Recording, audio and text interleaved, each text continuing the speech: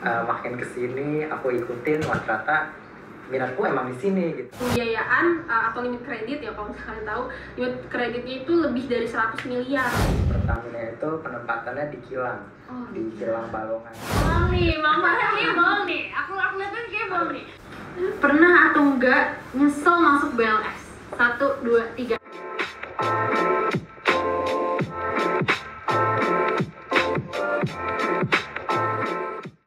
Greetings Business Law Enthusiast, selamat datang di BLS Alumni Insight.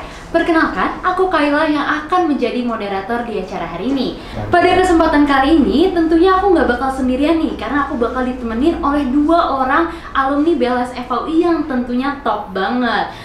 Kira-kira siapa ya? Pada penasaran kan pasti nih teman-teman di rumah? Oke, sebelum aku mau kenalin narasumber, aku bakalan ngasih clue dulu nih. Untuk clue narasumber yang pertama, yaitu adalah seorang laki-laki dan pernah menjabat menjadi Vice Manager Divisi Energy and Mineral Resource tahun 2017. Wah, siapa ya? Tanpa perlu berlama-lama lagi, langsung aja nih aku kenalin Bang Muhammad Farhan Fariski yang akrab dipanggil Bang Farhan. Halo Bang Farhan. Halo Kayla. Oke, boleh dong Bang, kenalin sedikit nama, jabatan terakhir Abang waktu di BLS, dan pekerjaan saat ini. Oke, jadi teman-teman, namaku Farhan. Aku dulu di BLS jadi Vice Manager Energy and Mineral Resources tahun 2017, dan kesibukan sekarang aku bekerja di salah satu perusahaan swasta. Oke, keren banget ya. Oke, selanjutnya daripada Bang Farhan sendirian nih, kayaknya nggak seru nggak sih? Makanya kita butuh 2 narasumber. Nah, narasumber selanjutnya nggak kalah keren dari Bang Farhan nih. Nah, oke, aku kasih clue dulu ya. Untuk narasumber yang kedua itu, clue-nya seorang perempuan dan pernah menjabat menjadi Vice Manager Divisi Entrepreneurship tahun 2017. Tanpa berlama-lama lagi, langsung aja nih aku kenalin, beliau adalah Mbak Quinta Fiona Aprileta yang akrab dipanggil Mbak Fiona. Halo Mbak Fiona. Hai, halo. Oke, boleh dong Mbak kenalin nama, terus jabatan Mbak terakhir di BLS dan juga pekerjaan saat ini. Halo semuanya, nama aku Quinta Fiona Aprileta, bisa dipanggil Fiona. Aku FAUI 2014, dulu di BLS menjabat sebagai Vice Manager Entrepreneurship, dan sekarang aku kerja sebagai Financing Legal Associate Manager di Bank Syariah Indonesia. Oh, aduh, keren ya dua-duanya nih pekerjaannya.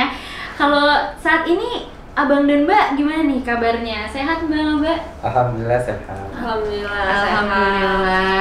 Kalau kesibukan saat ini nih apa nih? Kalau dari Bang Farhan, boleh nih. Kebetulan aku sibuk kerja, terus kebetulan aku juga baru keterima CPNS di Kementerian Luar Negeri. Iya. Jadi lagi masukin pemberkasan dan transisi untuk pindah. Dan ya sibuk juga main sama teman-teman, lagi puasa kan, buka bersama. Iya benar sih. Jadi sibuknya kalau nggak kerja main juga ya Bang. Iya. Harus balance nih. Sibuk buka puasa ya. Iya. Puasa bersama. Kalau dari Mbak Fiona gimana nih Mbak?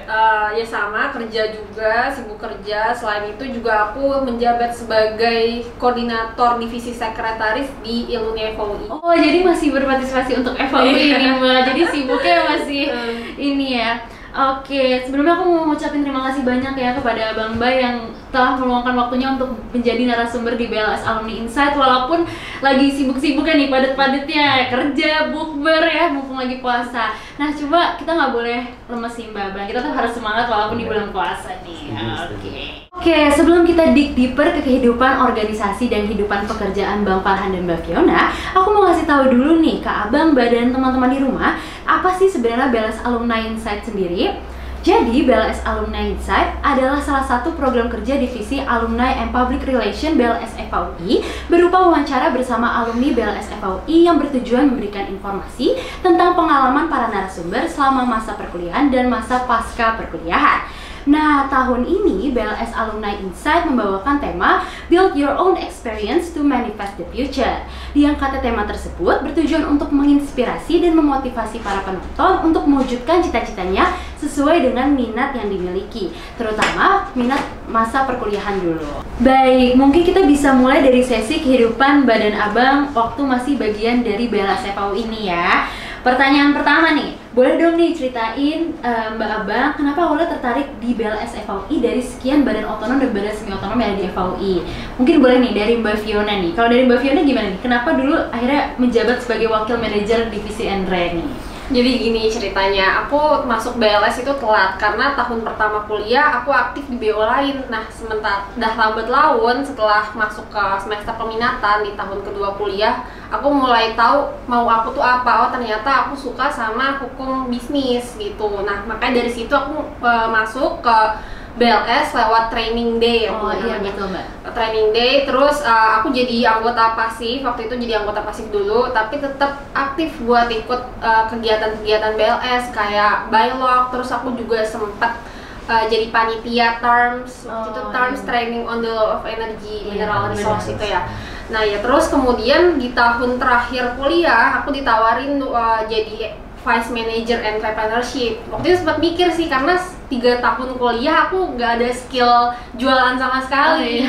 Terus aku juga nggak pernah danusan, tapi aku ngeliat di sisi lain, oh ternyata walaupun aku jadi Vice Manager Entre, aku juga bisa ikut-ikut program-program kerjanya BLS yang lain, kayak ikut kajiannya, terus aku juga bisa tetap ikut lomba, workshop segala macem. Dan waktu itu salah satu program dari entrepreneurship kita juga ada kolaborasi sama toktir-toktir law firm buat ngadain workshop yang diperuntukkan untuk para mahasiswa gitu. Jadi sebenarnya bermanfaat banget sih. Oh gitu. iya dong Mbak, pastinya.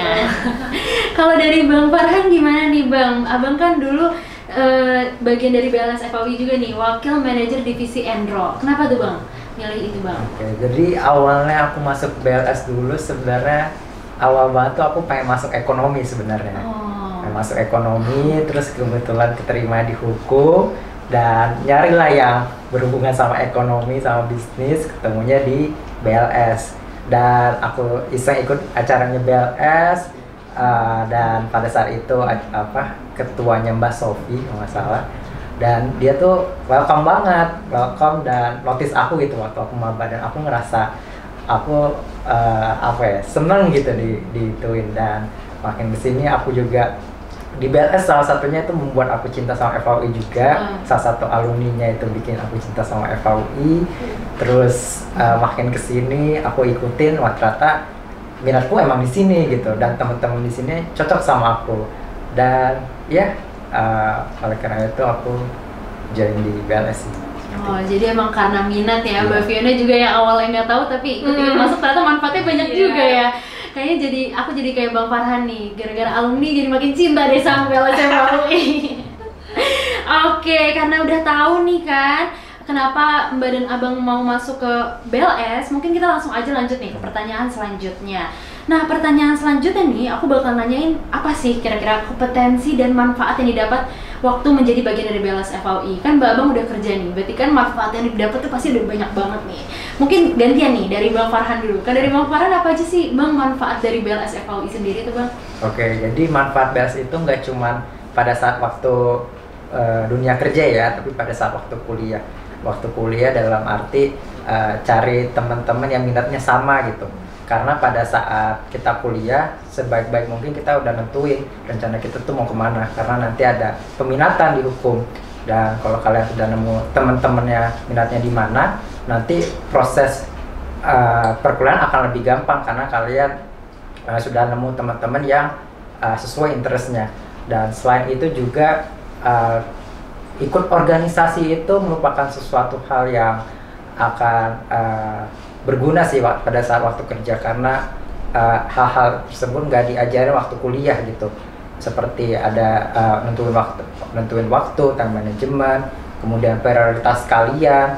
Nah di sini kalian bisa dibilang belajar di sini banyak, karena pada saat waktu bekerja nanti hal-hal yang seperti ini yang nggak cuma substansi tapi mengenai praktikal cara bekerja tuh sangat akan berguna di dunia kerja gitu sih. Oh jadi emang dari awal Abang udah tahu minat Abang nih ya, terus kayak waktu masuk ke BLS jadi makin banyak nih manfaatnya nih ya. Awalnya sebenarnya aku belum tahu sih minatku kemana. Aku sebenarnya orangnya seneng coba-coba gitu. Seneng coba-coba. Cuman kebetulan anak-anak BLS nih cukup sesuai lah sama personality aku lah, cocok sama personality aku, terus minatnya juga cocok, dan jadinya ya cocok lah segalanya. Oke, kalau dari Mbak Fiona gimana nih Mbak? Sama sih kurang lebih kayak Farhan, cuma kalau misalkan aku bisa rangkum kira-kira ada 3 aspek lah untuk manfaat join di BLS gitu. Yang pertama itu time management. Jadi dulu pas aku ikut BLS itu di tahun terakhir yang mana lagi sibuk-sibuknya banget, ada praktek segala macem, praktek pidana, perdata, tun, terus aku juga waktu itu lagi magang, ikut legal clinic, terus ada skripsian juga. Jadi di situ benar-benar diuji gimana caranya manage waktu antara kuliah, magang, dan juga organisasi.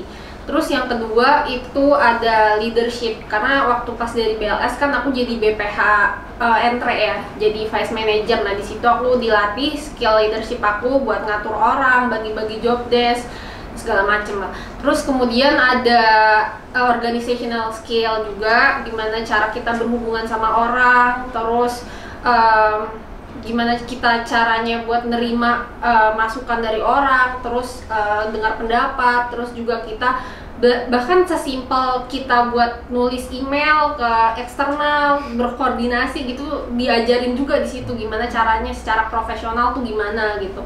Dan yang terakhir ya tentunya bisnis law-nya itu sendiri gitu, karena di BLS juga pertama kalinya aku belajar waktu itu pas training day, kita disuruh dikasih tugas dibuat suruh ngerjain perjanjian waktu itu. Dan itu pertama kalinya tuh aku drafting perjanjian seperti ini, substansinya gimana, strukturnya. Nah, itu belajar dari BLS pertama kali. Terus yang kedua juga pas ikut lomba dialog business law legal opinion ya, itu juga ngelatih gimana sih caranya bikin legal opinion yang bagus. Jadi benar-benar manfaatnya banyak banget ya, iya, Mbak. Apalagi soft skill dan hard skill yang nggak diajarin di kuliah tuh diajarin dia malah di BLS ya, Mbak Abang ya. Oke, mungkin aku ke pertanyaan terakhir di sesi ini nih. Apakah sekiranya dari pengalaman Mbak dan Abang menjadi BLS, menjadi bagian dari BLS FAU itu sangat berpengaruh nggak sih Mbak Abang ke profesi yang Abang Mbak jalani saat ini? Kalau dari Mbak Fiona duluan gimana nih Mbak, kira-kira? Kalau menurut aku sih berpengaruh banget ya, karena kan di BLS yang seperti tadi aku udah bilang tuh manfaat-manfaatnya dari mulai time manajemennya, terus bisnis law-nya itu sendiri yang tadi aku bilang kita belajar buat kontrak, buat legal opini gitu kan. Pas lagi kerja kita nggak diajarin tuh sama atasan, jadi atasan mau kita ngerjain ini langsung kan gitu, kita nggak bisa riset dulu, belajar dulu, ternyata kita udah dapat bekal itu pas masa kuliah gitu. Alhamdulillahnya sih di situ. Oh, benar-benar. Gitu. Kalau dari Bang Farhan gimana nih Bang? Dengar-dengar kan Abang pernah bekerja di Pertamina nih, dulunya kan di Miss Enro nih, gimana tuh Bang? Iya benar. Sebenarnya sama kayak Mbak Fiona ya, berpengaruh banget sih. Lebih tepatnya kita jadi lebih wise ya, lebih wise karena kita udah lebih tahu dari awal. Sebenarnya bekerja sama di organisasi itu bisa dibilang mirip-mirip lah. Dan di situ jadi kita lebih lebih terminimalisir lah kesalahannya, karena kita udah melakukan sesuatu tersebut di perkuliahan gitu. Dan jadinya kita juga lebih bisa mengerti saat berkompromi ketika bekerja sama orang gitu sih. Wah, seru banget ya sesi kehidupan organisasi Mbak dan Abang. Mungkin kayaknya kita langsung aja nih lanjut ke sesi selanjutnya. Setelah kita tahu tadi tentang pengalaman Mbak Abang waktu menjadi bagian dari BLS FAUI, aku bakal lanjut ke pertanyaan tentang pekerjaan Mbak Abang saat ini nih. Without further ado, let's jump to the question kali ya. Oke, langsung ke pertanyaan selanjutnya. Mau nanya nih Mbak Abang, bagaimana sih tahapan Mbak Abang untuk sampai menjadi profesi saat ini? Apakah emang perlu skill atau knowledge tertentu nih untuk masuk bekerja di bank untuk Mbak Fiona dan juga bekerja di Pertamina yang pernah bekerja di Pertamina untuk Bang Farhan? Boleh dari Bang Farhan kali ya, kira-kira apa aja tuh Bang skill atau knowledge yang dibutuhkan? Skill atau knowledge yang dibutuhkan sebenarnya seperti yang pertanyaan sebelumnya, menurutku dari soft skill sama hard skill. Dan soft skill terutama, karena apalagi kalau buat fresh graduate sebenarnya masih ditolerir untuk belajar yang nggak terlalu advance. Sebenarnya menurutku organisasi itu penting banget. Organisasi penting banget, soft skill itu penting banget. Bagaimana cara kalian membagi waktu seperti kata Mbak Fiona tadi, bagaimana kalian menentukan prioritas kalian, bagaimana kalian bertanggung jawab sama kerjaan kalian, dan hal-hal itu yang akan jadi nilai plus ketika kalian apply pekerjaan pada saat wawancara. Karena dengan itu ketika pewawancara mendengar kita cerita kita pernah bekerja sama dengan orang, pasti mereka ngelihat wah ini orang bisa bekerja sama orang lain, berarti ini cocok lah untuk bekerja sama di suatu perusahaan yang orangnya itu nggak sedikit gitu, orangnya banyak. Dan ya banyak hal sih, berkompromi sih paling penting. Kalau dari Mbak Fiona gimana nih? Mbak Fiona sama nggak kira-kira skill yang butuhnya nih kalau bekerja di bank nih? Nih kalau misalkan aku dulu kan masuknya lewat jalur Officer Development Program ya. Dulu namanya masih BSM, belum merger. Kalau sekarang kan udah BSI. Nah aku masuk ke jalur ODP itu yang tahapannya yang lumayan banyak, dari kita psikotes, terus ada focus group discussion, ada interview kepala unit kerja, interview direksi, dan sampai akhirnya terakhir ada medical check up. Nah di situ kita disaring dari banyak ribuan orang pelamar buat masuk. Dari administrasi aja udah diseleksi ya untuk masuk ke situ. Nah dari situ bisa dilihat kalau misalkan kita punya yang tadi udah banggaan sampein, ada hard skill kita yang menonjol, terus soft skill kita menonjol, kita jago misalkan di organisasi kita jadi ketua apa, terus kita pernah menjabat sebagai ini, kita menang lomba ini gitu, pasti bakalan lebih dilihat gitu. Oke, karena udah tahu nih teman-teman di rumah yang gimana sih tahapan dan juga skill knowledge tertentu yang dibutuhkan untuk bekerja di bank dan juga di Pertamina nih, aku mau lanjut ke next question aja kali ya. Oke, teman-teman nih di rumah nih penasaran nih Mbak, apa sih sebenarnya job description dari tadi pekerjaan Mbak yang di bank dan juga Bang Farhan yang di Pertamina ya? Boleh nih dari gantian ya, dari Bang Farhan dulu nih. Kira-kira kan Bang Farhan pernah kerja di PT Pertamina nih. Boleh dong cerita sedikit sebenarnya job desk dan juga workload sebagai kontrak officer di PT Pertamina tuh gimana sih Bang? Aku tuh sebenarnya di Pertamina itu penempatannya di Kilang, di Kilang Balongan, itu di suatu desa dekat Cirebon. Dan kebetulan aku di bagian procurement itu di pengadaan barang jasa. Jadi aku ngurus tender gitu, tapi bagian legalnya. Jadi aku ngecek dokumen-dokumen tender bagian legal dan ngecek apakah proses pengadaan barang jasa ini sudah sesuai dengan ketentuan yang berlaku baik dari peraturan perusahaan maupun peraturan perundang-undangan. Gimana Bang pengalaman kerja di Kilang Bang? Seru nggak Bang kira-kira?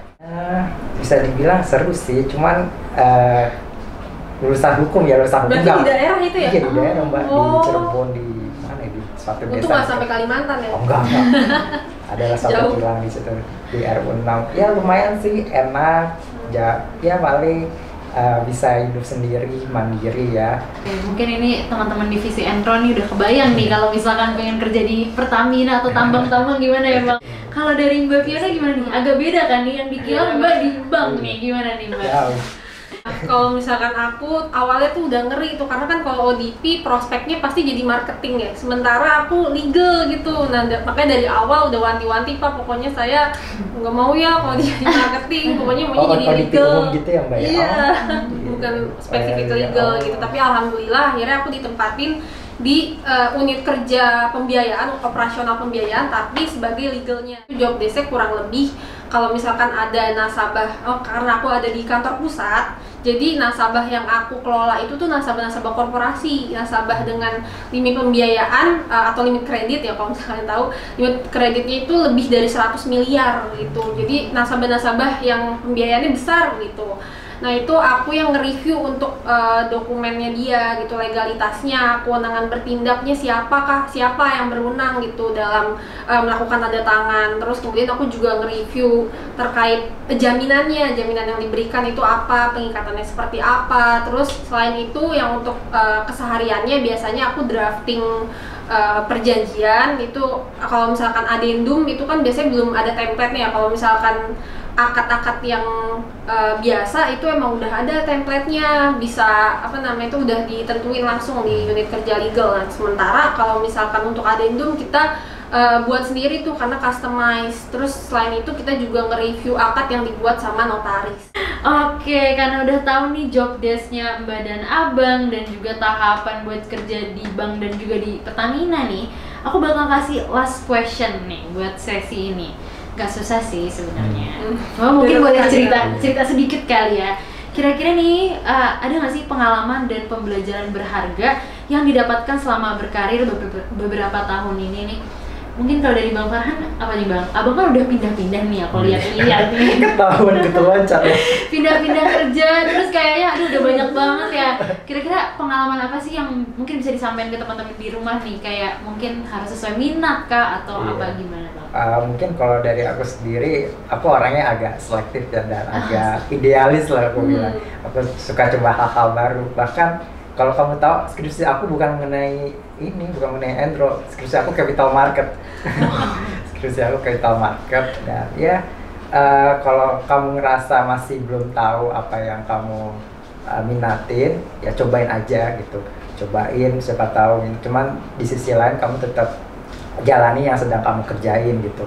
Di sisi lain juga aku ngeliat bahwa pengalaman yang aku dapat lebih ke balik lagi ke soft skill sih, lebih ke soft skill, karena hard skill yang aku lihat aku belajar lagi ulang dan lebih ke penalaran logika sih, cara baca peraturan perundang-undangan, cara menulis legal opinion. Sebenarnya juga itu udah dipelajari waktu di BLS gitu. Baik lagi yang sebelumnya pernah aku jelasin, kita jadi lebih wise gitu, lebih wise karena kita udah tahu nih ini hal yang pernah dipelajari di BLS. Kalau dari Mbak Fiona gimana nih, yang udah kerja di bank juga nih bertahun-tahun, agak beda-beda Bang aku lihat nih Mbak.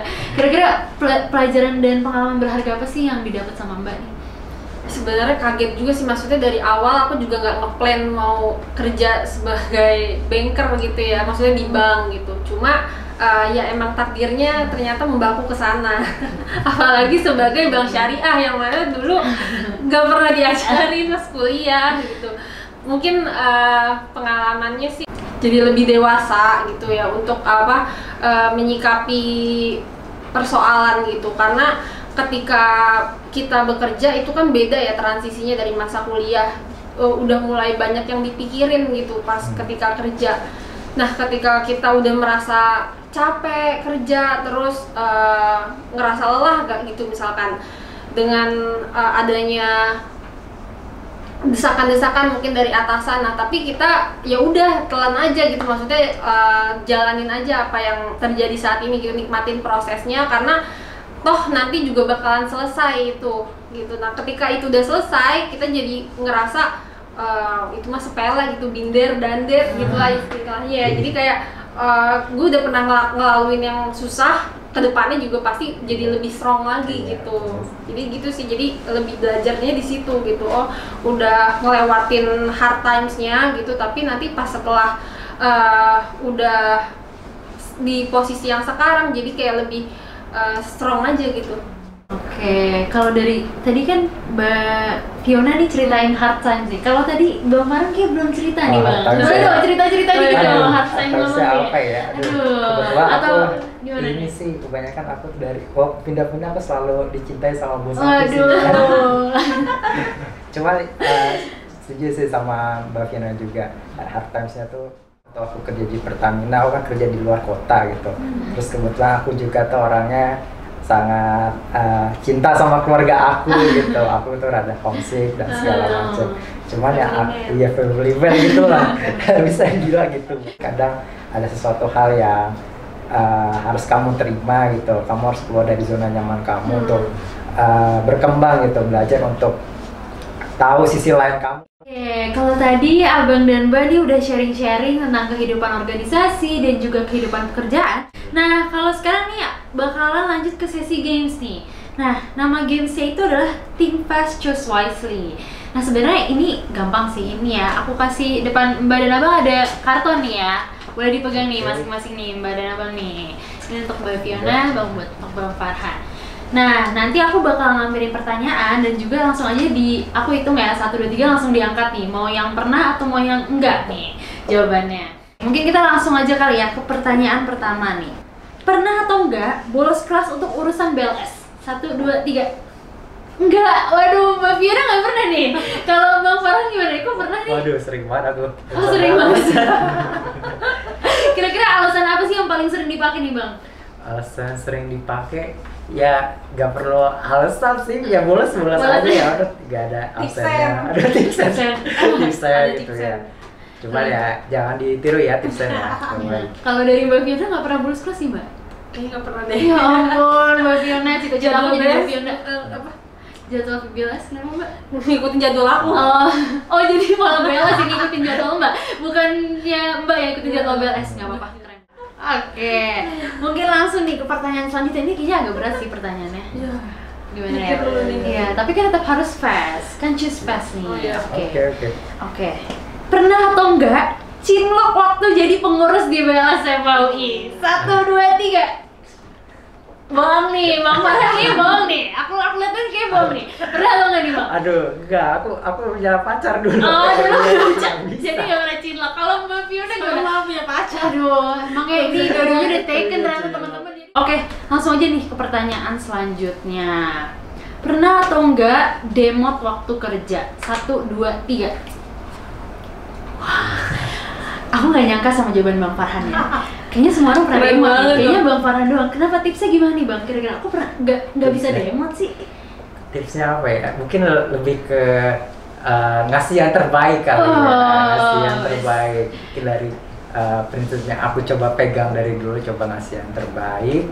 Dan aku ngerasa ya walaupun emang pasti ada rasa capek dan segala halnya, tapi menurutku itu hal yang bisa dikontrol gitu. Dan ya terus coba buat profesional. Gak boleh demot, harus semangat. Iya, Kalau dari Mbak Fiona gimana nih? Kayaknya kayak Mbak Fiona kayak aku sih, pernah demot Pasti dikit. pernah sih, semua manusia pasti pernah. Ini Farhan aja yang nggak mau ngaku. Tapi ya balik lagi, ternyata masih ada yang harus dibayarin kucing aku perlu makan. Kan? Jadi harus tetap semangat. Gitu. Ingat yang harus dibayar ya Mbak, biar nggak demot ya berusahanya tuh ya. Oke, kita lanjut aja nih ke pertanyaan selanjutnya. Pernah atau enggak makan di barel? 1, 2, 3. Pernah.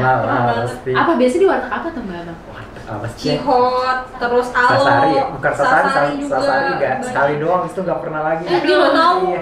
Abang ini dulu Gojek nggak? Nggak ada ya Bang? Oh enggak, Oh, nggak ada Gojek. Gojek. Oke, ini mungkin buat rekomendasi anak-anak Eva juga ya, mau makan di warteg-warteg gitu ya. Oke, kita lanjut aja nih ke pertanyaan selanjutnya.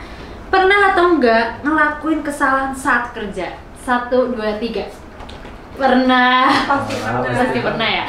Kalau dari Mbak Fiona dulu nih, apa kira-kira pernah sefatal itu nggak sampai bos Mbak tuh gitu?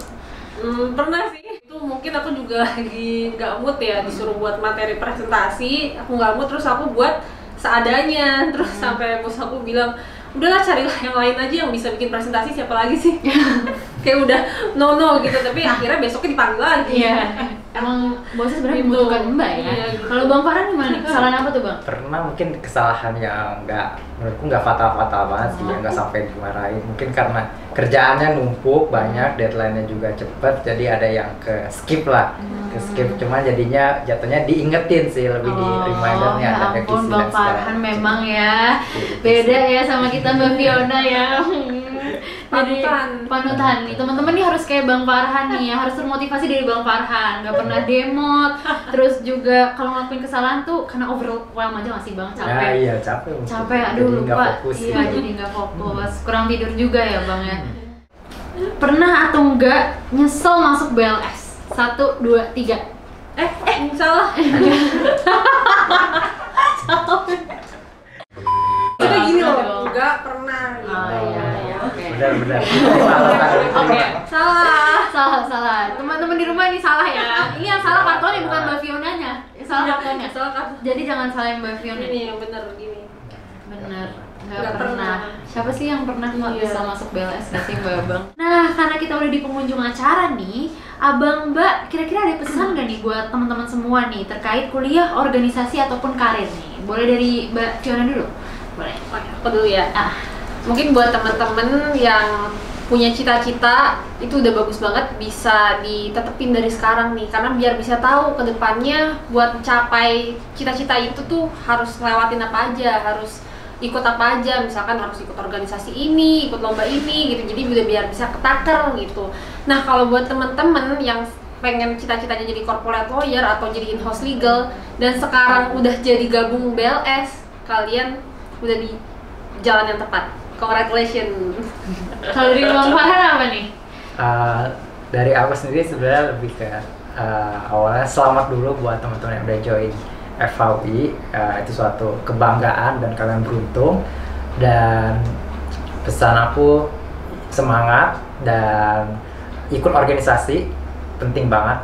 Nggak cuma waktu kuliah aja, waktu kerja bakal kepake banget, terutama BLS bagi ya teman-teman yang udah tahu minatnya kemana. Kalau ke hukum bisnis pasti ke BLS. Oke, terima kasih banyak nih Bang Farhan dan Mbak Fiona atas pesannya. Oke, mungkin aku simpulin sedikit ya dari pembicaraan aku pada sama Bang Farhan dan juga Mbak Fiona. Tadi setelah mendengar cerita Bang Farhan nih yang sebelumnya bagian dari BLS di divisi Enro dan pernah bekerja juga di PT Pertamina, skill yang dibutuhin tuh seperti cara membagi waktu, terus mana yang harus diprioritaskan, terus harus bertanggung jawab dengan kerjaan, dan juga bagaimana cara berkompromi dengan yang lain nih. Kalau dari Mbak Fiona sendiri nih, yang dulunya pernah di divisi Enre lalu bekerja di bank, punya skill yang harus diasah kembali nih, yang dulunya didapat nih seperti skill time management, leadership, dan juga organization skill. Oke deh, terima kasih banyak pada Bang Farhan dan juga Mbak Fiona nih udah sharing-sharing di BLS Alumni Insight, dan semoga teman-teman di rumah dapat manfaatnya ya. Oke, sampai jumpa.